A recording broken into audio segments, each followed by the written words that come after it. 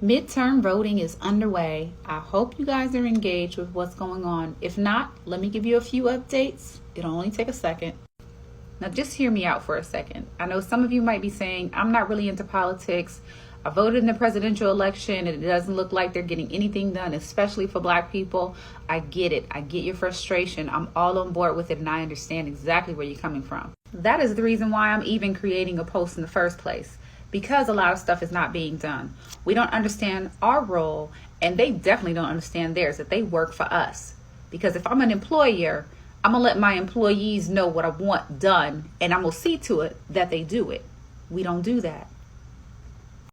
So the Democrats, the do-nothings, whatever you want to call it, have the majority right now, but it's a slim majority because there are two Democratic senators that are holding up all the progress. They are Joe Manchin of West Virginia and Kristen Sinema of Arizona, who has just made a whole lot of money from some wealthy donors in order to push their agendas, in order to keep their taxes low and to keep making us foot the bill for all the social issues and ills in this nation. Isn't that something?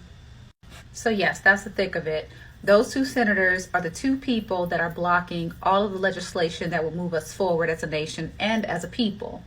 Joe Biden is the president. He does not make the laws. He puts them before Congress and then Congress has to pass them. So we need a majority of working class representatives who represent us. And that's where the midterms come in.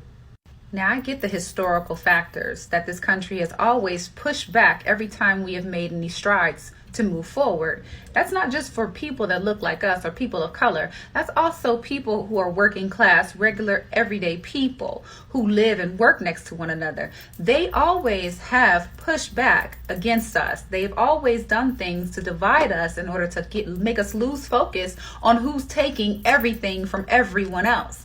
That's why we need to realize the end of slavery marked the beginning of our own representatives in Congress. Hiram Revels was a senator from Mississippi in 1870. The word of God says in 2 Corinthians 2:11 that, brethren, I would not have you ignorant of Satan and his devices.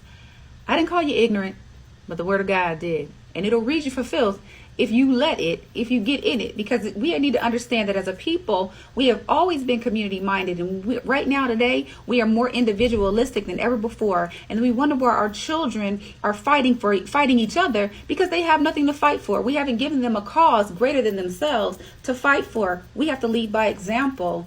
We did that